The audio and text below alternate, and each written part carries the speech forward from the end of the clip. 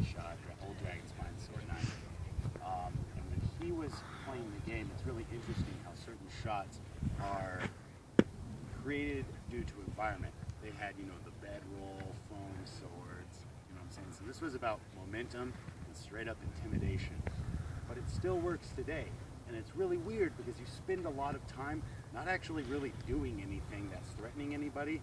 They still go, and that's awesome, right? So, sword and borders. Now, the type of sword and border that I'm looking for is a high guard sword and border, right? So I'm figuring out who I can sell this feint to, right? Okay, if he's low, he's probably wanting me to go there. If he's high though, that means he doesn't like getting hit in the face, and he's really worried about high crosses. And it happens a lot. Excellent. That's the two things I'm looking for. So, what I'm going to do, I usually try and do this in what's called a defensive sword and board stance. So my sword arm is back. What this is going to do, to complement this shot, it's going to hide my range. Right? I keep this bad boy back. Right? I come here. And what I'm going to do, subtly, is mirror him in a way, so that his subconscious thinks, awesome, this guy's like me. He hates getting hit in the face, and he likes the high cross. So, coming up to Brian on the ditch, okay, cool. You see? I look like Brian now, right? So already, I'm insinuating my game plan in his brain. I'm saying, okay, we are going to fight in a certain fashion that's going to require us to go, hey, why'd you do that?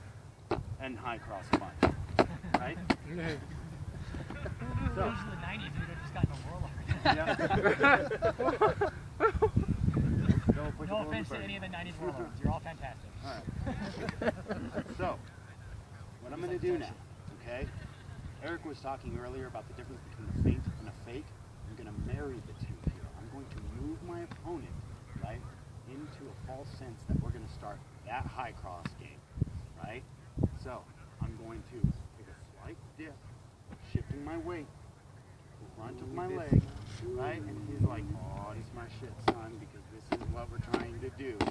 It's like watching a torch fucking doorknob, you know what I'm saying?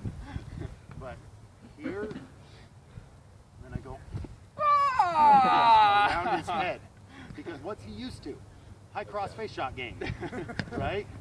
So I do this, and I come over. And get this motion puts me in the position to lay that fucking thunder down. Right there. And what's he doing when I'm doing that? Wincing. That shit right there. That's badass. Now look at Brian when he takes that position. His shield is up, right? So I'm not coming straight down, because that's coming straight into his guard. Where I'm aiming is really over here, where like his left arm would be, right? Because I don't want to just hit him. I want to touch him in his asshole, right? So I come up. What am I doing with my feet? See that? I add a little bit of that going on. So, first things first, insinuate my game plan. I look at Brian, I say, okay, he's a face shot high crosser. Awesome. Alright? I mirror him, I say, yes, we are going to face shot high crosser. Do a little bit of that hook, boom, and I lay the thunder down. Does that make sense to everybody? So multiple things going on here. I position him in a way that he's contingent upon a certain fighting style, right? He's square. I initiate that, make here, so he's not looking at my sword anymore. This is the feint, right? What Eric was talking about difference. And then I'm over. And you can throw this so fucking hard. You'll blow out your swords, and if you can listen, your elbow doing it. You don't do it right, so I'm going to show you how to do it right. When you hit that switch, do not tense. Come back. You get to hear that beautiful sound. I live for that sound. Alright, any questions? So that's my money. Especially against sword and borders. That's my shot. That's my feint. That's my bait. That's my feint. Does that make sense? You want to show one? Anybody else? My favorite one is, I'm really short, and so on these guys, like when we're learning how to fight with each other, I still really can't. Like throwing these deep shots, like I have to be this close to swing at them, like fucking hella close. Whereas these guys are so tall, like I'm like, oh god! Yeah, I'm so dead before I even get there. So I had to learn how to fight really low. So my favorite shot is actually built into my normal stance, my normal sword and board stance. Mostly everybody at this event is defensive. So mostly everybody fights sword and board like this. Me and Eric, we fight offensive. And it worked out for both of them because we're real thin and our shields are bigger than we are. He actually has muscles, I don't. So my favorite thing to do is on opponents with higher guards than down here. Because I think most of us teach, keep your sword right here. Why? Because it's just I'm looking for anybody. I'm looking for positioning that's from low guard to middle or high. And if the person I'm fighting doesn't have this, I get them to do it by twitching up or moving in this direction. So when I start moving in this direction, this shoulder is starting in line with this sword arm. Okay? So, yeah. No, it doesn't have to be that high, just regular guard to show them. So what I'll do, and this is a dick move, this is why I use it, is you come up and you have this here. Now, as soon as you engage, most people immediately want to swing and high cross here. You can meet the sword halfway and push it in. You can hit them in the head as much as you want. Your arm's in the way. Follow into the inside. A good fast setup to that, just go into like a high guard stance and show them. Even if it's Even if it's like right here, all right? What you do is you take your sword and you hit him in the face with their sword. You just pop it right there. Not in the hand, but right up here. And that is because there's less power in the block of their block right here. Okay? That's not illegal. That's not illegal, and we did this at our park for like a few months. And people stopped going from this to this really quick. I guess 2 months is not quick, but that's quick to me. We're slow learners. Yeah, but no, so when their sword is really high like that, and if you know the person or you don't want to be a douche or if they're wearing glasses, you don't have to be like, boom, face shot, and it's into your best interest not to just like knock the person out with their weapon, but to let them know like, hey, your guard is pretty high, so I'm going to take advantage of that. So what I would do is,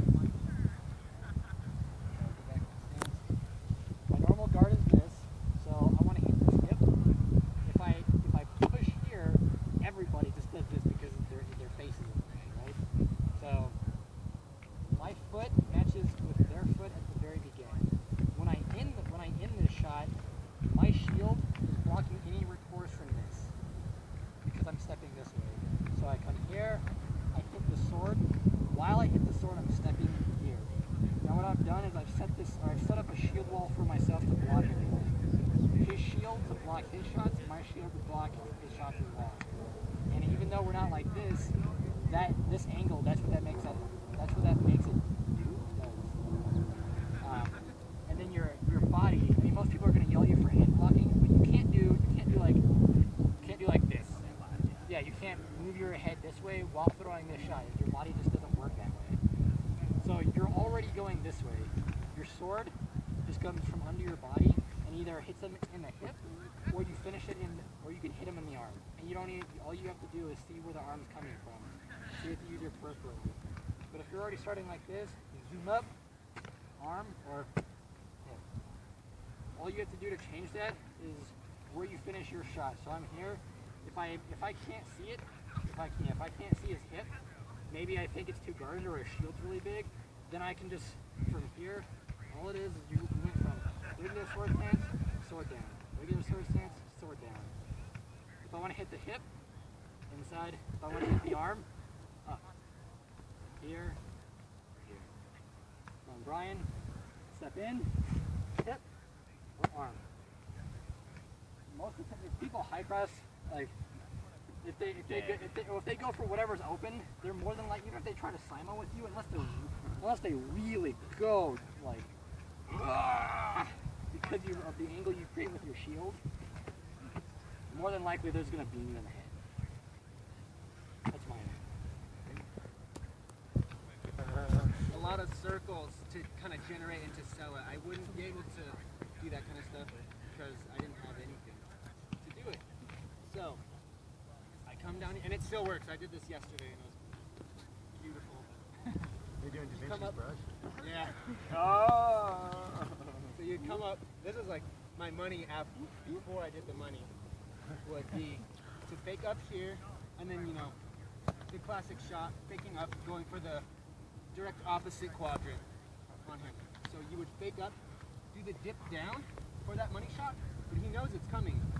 Right after you do that, you're not even throwing for it.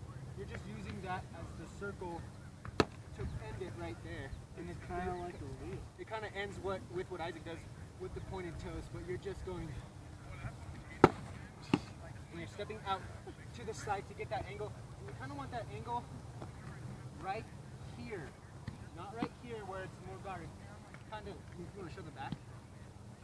That's the angle you want, because the shoulder and that's the least area of blocking shield, yeah. So you would just come up right here with this, you know, we're getting into our thing, and it really works against people that have the defensive stance, which is most Amtgarders. You're coming up and then you're setting it up, you're coming down and you sell that really bad with just coming up here, and you don't even have to throw anything, that kind of thing. You're just pumping it at them. You're just faking towards there because they know the fake and that's coming right after it. So you would go right here, like that, and then just, and for the most part, they're gonna be busy watching you do that stuff and try to block that. If they don't, you know, you can end it. If they're not responding to it, just end it with the money and they're, you know, they're dead. If they're still, yeah, doing that, that's gonna work. If they're not and they're following you, they're kind of, you know, dancing with you, reacting to what you're doing, it would just be right here, coming down with that, and then ending it up here. And you kind of want to get this foot to close, and you kind of want to end it right here, because you are open on the arm, but you're so far right here, they can't, unless they do that, they're not going to be able to snipe it. If they're down anyways, it's going to be really hard to get back. Exactly. Right. So this is, guys, this is what like people will talk about double fakes, right? 2-point fakes, 3-point fakes, all of this. So Eric's initially feinting. This is the kind of like chess game that goes into fakes, all that. Eric is feinting towards the shoulder, which the guy who's fighting recognizes that's a feint, right? So it's not feint and kill. He's throwing a shot that the guy understands is a feint, and then going to what would be the predictable end result for that feint. So feint up, the guy's saying, okay, he's feinting high, which means then he's going to come for a money shot, right? So he sees that, no sweat, no big deal, comes down, okay, here's the end result to that, and then he brings it around back to where it was supposed to go initially. So this is the chess game. When I watch Eric throw this stuff, it's very interesting, because what Eric will do is he will try and set up a predictable situation that's going to lead to this success, right? So he'll spend a couple of fights throwing money shots on guys. And guess what? He'll throw that money shot, faking for the shoulder first. So he's programming a predictable response into his opponent. Does that make sense? So that's something that you guys can do in order to get these double, triple feints. Program a response. In a tournament situation, it has to be a little bit more specific, Right? Because you only get one shot. But you can do stuff like that. It's not going to hit, right? I'm out of range. But I'm getting him used to that shot. I'm teaching him. I'm saying, come here, my son. Very good. Very good. Oh, you're so fucking smart. Right? I'm setting him up. I'm programming him. A lot of good feints, a lot of good fakes, and a lot of good baits are all about, hey, let's play the game this way. Isn't this fun? And then switching it up on him. And walking away. Does that make sense? Eric, why do you do a circle? It's the more stuff you give them to look at, the more they're not going to be paying attention to what they want to do. And this one is good for sword and borders. I wouldn't throw this one against a Florentine just because regardless of where you are, how close you are, like that. And some people, if you had Florentine and I was going around, I showed you this next one because this is the one that I had to do because I was getting eaten up trying to do that to Florentiners. And it's right here. Oh, I guess you need Florentine. So we come up, and what do you want to do? What kills Florentiners a lot? It's that dark side, you know? You get them, so what you do is you fake, and you kind of want to make a contact with that. You're not trying to hit anything, but you kind of just want to get that so that they're used to that.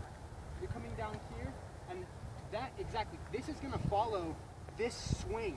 And sometimes, if they really don't want to get hit, it'll follow it all the way over here and try to, block that. But that's when if this isn't here, you just come right back up and end it with the shoulder. It kills Florentines all the time. And that's what you want to kind of fade over to this side to sell the dark side more. You leave this over here, your shoulder's way back here. They're not going to be able to do that, really.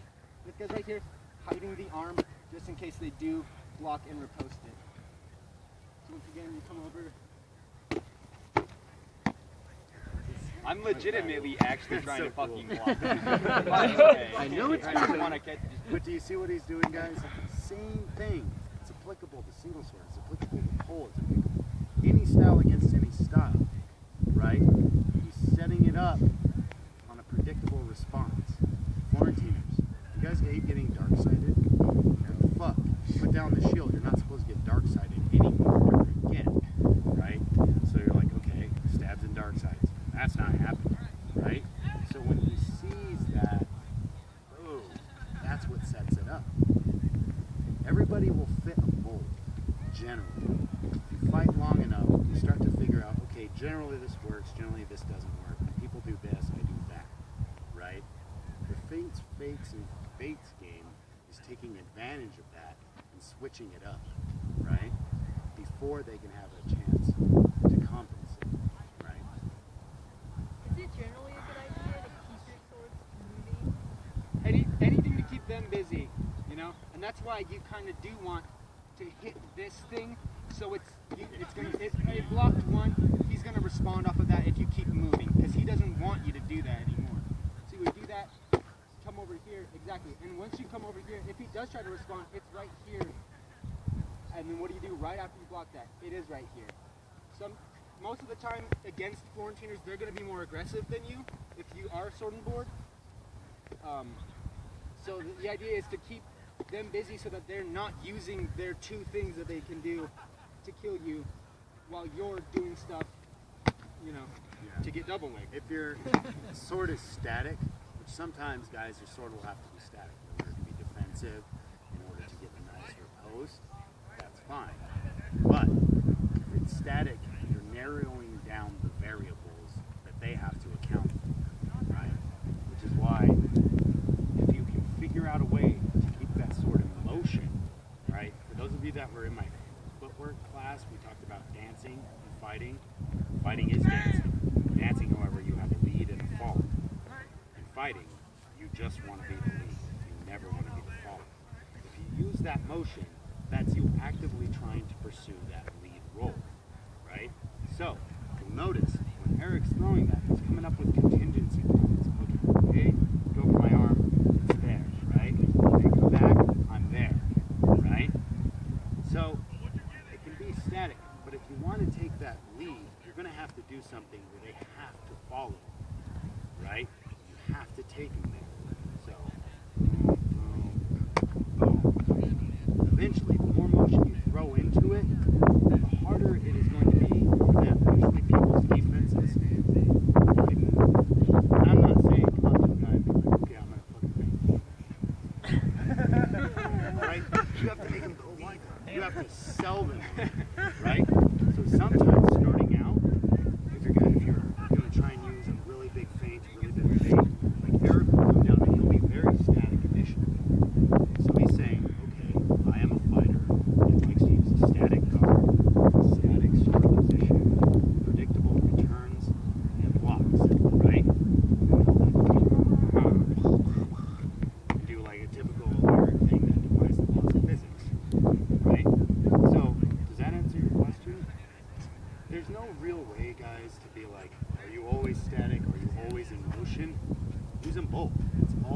situation. But if you're aware of that, and you can make them aware of that, right then they're already starting to follow.